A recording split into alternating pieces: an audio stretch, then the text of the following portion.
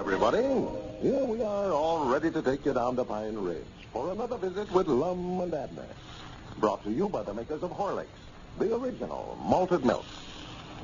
Have you noticed that quality stores nearly always serve Horlicks malted milk at the soda fountain? Next time you're out shopping, look for the Horlick name and see if this isn't a fact. Here's the reason for it. Good stores know the value of Horlicks malted milk. They know that for richness, for flavor, for results, this famous original malted milk is not to be compared with the many imitations of Horlicks now on the market. They are paying more to give you the best. The Horlick name at the fountain, then, is a sign of that store owner's high standard of selection. If you don't see it, ask the clerk to get Horlicks for you. And now, let's see what's happening down in Pine Ridge. Well, Lum returned from a trip to Kansas City a few days ago with the idea that he and Abner would open a picture show in Pine Ridge. Yesterday, they made arrangements with Dick Huddleston to rent a building which has been used as a cotton warehouse for their new business. Today, they have a crew of men busy remodeling the building. As we look in on Pine Ridge today, Abner has just returned from the warehouse. We find him down at the Jot'em Down store discussing their plans with Grandpappy Spears. Listen. Oh, I just can't wait to get started. Just think, get to sit there and look at the picture show every night for nothing. Oh, everybody in town just tickled to death over it. Lots of folks here in Pine Ridge that ain't never saw a picture show. Oh, yeah. Yeah, there's some around here that's awful backwoodsy yet. I seen a picture show 2 years ago. It ain't going to be nothing new to me. No, but I believe you'll do well with it, Abner. You and Lum ought to make a lot of money out of it. Oh, Lum says we're going to make millionaires out of ourselves with it. Yeah, I hope you do. Hope you do. Did Lum say where he's going, Grandpap, when he left? Why, yeah, he said something about going over to see Moe's Moose. Something about renting some folding chairs from the lodge hall. You know, Moe's is one of the high-up ospreys in the lodge. Yeah. I dogged I'd forgot about us having to have seats for over there. Oh, yeah, you have to have seats. Well, I hope he can rent them. I'd hate for us to have to buy brand new ones. Yeah, that'll save you some money right there. Yeah, well, I saved her some a while ago. That's what I want to see Lum about. I bound you he'll be tickled to death whenever he finds out what I did. Save some money, did you? Yeah, I don't know why in the world we never thought of it before now. It'll just cut out a lot of extra carpenter's work. What it'll do. Yeah. You want to watch them things, Kurt. It's going to be right smart of a job remodeling that old cotton warehouse, ain't it? Yeah, now, the way I've got it figured out, it ain't so, Grandpa. All he's going to have to do is just build a little room upstairs in the back for the picture machine and then board up the windows so that the light can't get in. Uh-huh. Of course, Lum's got some big ideas about fixing the place up fancy, but I think I can talk him out of it. Well, yonder comes Lum now. Yeah.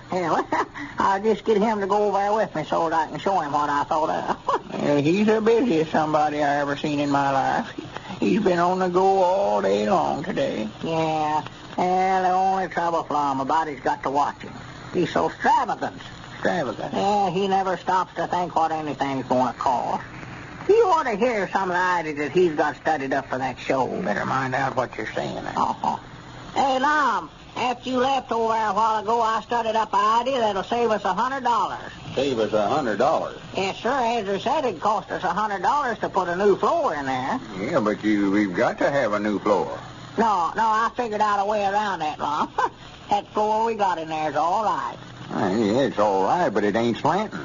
The picture show's got to have a slanting floor so folks can see over one another's heads. Well, this'll be slanting when they get done doing what I told them to. See, instead of building a new floor, well, I've got them over there raising up one end of the building. Raising up one end of the building? Yeah, we're just hiking up the front end of it there to where it'll be about 6 foot higher than it is in the back. That'll make it slanting, and we won't have to build no new floor. Oh, for goodness sakes, Abner, that ain't going to work. What's the reason it ain't? Why, the building won't look right. The windows and doors will all be slanting, too. How's folks going to get up there to the front door and hit it sticking up about 10 foot in the air? Well, I hadn't thought about that part of it. That's just the trouble. You don't think about nothing. We could build a stairway up there to it. Could do that. Well, that little room we was aiming on using for the box office, it'll be slanting, too. Yeah, everything will be slanting. Well, that ain't going to do. Front door will be pinting right up in the sky that way, and every time it rained, it'd flood the building. Just rain right in the front door. Yeah. Grandpap, I wish you'd go over and tell Ezra to hold off on that raising the building. Tell him to go ahead and put that floor in there like I told him to. Yeah, all right, Lum, I'll tell him. I still think that idea of mine's a good one. Well, Abner, it just won't work now, so just forget about it. And don't be going around over there telling Ezra to do one thing after I've told him to do something else. Well, I was just trying to save us some money was all. That's all right. I just want to get started over as quick as we can. You're just making matters worse. Did you rent the chairs from the lodge hall? Yeah, I had to give a little more for them than I wanted to, but I told Mose we'd rent them for a month anyway. Why couldn't we just put some benches in there, Lum? Benches? Yeah, set some candy buckets in there, upside downers, and then just lay some boards across them. Candy buckets with boards across. We've got to fix the place up nice, make them feel comfort in there. We're going to have folding chairs in there or nothing. Well, all right. I just hope we don't spend all our money before we get started, though. Well, Abner, it's like I've always told you, you've got to spend money to make it. Spend it to make it? Now, I've explained all that to you before. I'm not going into it again. You know what I mean. It's going to cost us right smart of money just starting out this way, but there's just certain things that we've got to have. Got to have some music for one thing. Music? Yeah, somebody to play the piano. You know, like they do in there at Meany. You mean that we've got to buy a piano, too? Well, if we can't rent one summers, I reckon we'll have to. Well, what's there use to have music in there, Lum? They ain't going to dance or nothing. No, but you've got to have music along with the picture. Do? Why, sure. If it's a sad picture, we'll have them play some sad music, and if the hero's got to catch the villain, why, we want to play some real fast and exciting music. Well, there's some more expense. Got to get somebody to play the piano. Well, you don't expect it to play itself, do you? Well, no, but... Huh? Wait a minute here. Why couldn't we get a player piano like that in the Grandpappy Spirit has got? Granny, that's right. I hadn't thought about that. Mike could just rent that off of him, Lum. I don't think him and Charity ever played the thing unless they got company. Well, sir, that might be just what we're looking for. Sure. We'd have to get some new rolls of music for it, though. He ain't got but 3 rolls that I ever heard him play. Casey Jones and Steamboat Bill and some other, and I don't recollect. Yeah, Star Spangled Banner, that's what it is. Yeah. Well, I know he's always trying to stand up and pump them pedals at the same time while he plays it. I saw him. Yeah, we don't want that down there in the picture show. Well, as he likes that tune, he'd have the folks standing up about half the time. Yeah, wouldn't need no seats anyway. Wouldn't need but half as many. Well, when Grandpap gets back, I'll speak to him about that, see if we can't rent that pioneer from him. That's a good idea you had there, Abner. Well, I'm glad I had one that was all right. I was just about to lose confidence in myself. Well, let's see now. That gets some music and the chairs, and Ezra's already working remodeling the building. Next thing we got to locate is a moving picture machine. What? A machine to show the moving pictures with. Oh, yeah, that just reminds me, too, Lum. I've got something here, if I can find it. Something I cut out of a magazine down at the barber shop. Yeah, here it is. Now, look at that. That might be just what we're looking for. What is it? A home movie projector. Oh, I thought it was a moving picture machine. Mose Moot said it was. Well, it is, but it says, have your own moving pictures at home with this handy little projector. Complete with 2 rolls of films, $2.79. Yeah, them things don't cost as much as I allowed they would, Lum. It's just the trouble, they don't cost enough. Don't cost enough? Oh, this thing wouldn't throw a picture over 20 or 30 feet. We're going to have the machine sitting upstairs there clean at the back of the building. At the back? Why, sure. Well, Ezra's sure mixed up then, Lum, for he's building that room in front. In front? Yes, sir, right up there over the box office. Well, yeah, that's right. That's the back of the house. You see, when you get inside of a show that way, you go in the front, but when you get in here, you're in the back of the house. When you get inside of a show that way, the front starts being the back, and the back starts being the front. You mean you're going to turn the building around? No, but things just changes.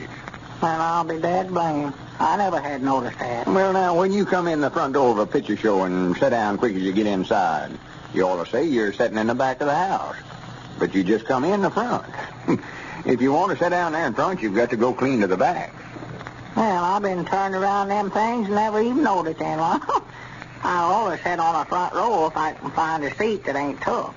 But I've been sitting in the back unbeknownst to myself, ain't I? Well, just quit studying about it, Abner. You're getting yourself mixed up, and me too. Regardless of which is the front and which is the back, the screen's going to be at one end of the building, and Ezra's building a booth for the picture machine at the other, so this little machine here wouldn't work on account it wouldn't throw a picture that far. Well, why don't he just build a booth about 6 feet from a screen? Then this machine will work all right. No, I've got a better idea than that. I'm going to call up that feller that runs the Lyric Theater in there at the county seat and ask him where I can buy one. And I bound you he can't tell you where you can buy one any cheaper than this in here, Lum. I know. I hope I can find him around there this time of the day. Central, ring me the Lyric Theater, please, Mom. All right. I ain't got the least idea what his name is. I thought his name was Mr. Lyric. No, that's just the name of the show. Huh? Our name ain't Mr. Jot'em Down. Just wait a minute. Hello? Mr. Lyric? Oh, dad blame it, Abner. Who am I talking to? I mean, are you the fellow that runs the picture show? Don't even know who he's talking to. Well, this is Lum Edwards out at Pine Ridge. Lum Edwards. Man, what? That's all he thinks of. Yes, sir. Why, me and my partner, Mr. Peabody, is putting in a moving picture show out here, and I just wondered if you could tell me where we could buy a moving picture machine at. Him and his fancy idea. Well, just as cheap one as I can find. How's that?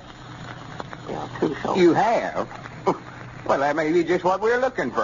I still think we'd slant the Oh, we don't mind it being second-handed if it's in good shape. How much would you want for it? Well, I grant me and Mr. Peabody will be in there tonight to look at it then. There you go. Yeah, don't sell it till we get there. All right, fine. Much obliged. Goodbye. I grant you, Abner, he's got a machine in there that he'll take $20 or $75, I believe he said. Said he used to use it there himself. Well, at this rate, the old fellow should soon be open for business. Ladies and gentlemen, before we leave the air tonight, I'd like to say a few words about the value of Horlick's malted milk after an illness. Horlicks is used regularly in hospitals all over the world for a number of reasons. It's especially easy to digest, making it more desirable in many cases than ordinary milk. It's extremely palatable. Patients don't tire of the fragrant malt flavor, however finicky they are.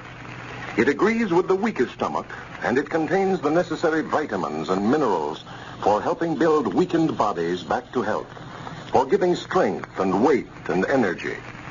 If you know of any persons who are convalescing, don't fail to suggest Horlick's malted milk to them. Medical authorities have been specifying Horlicks for over 50 years. You can get it, you know, at any druggist in both natural and chocolate flavor. This is Carlton Brickert speaking for Lum and Abner and Horlicks, who now bid you all good night and good health.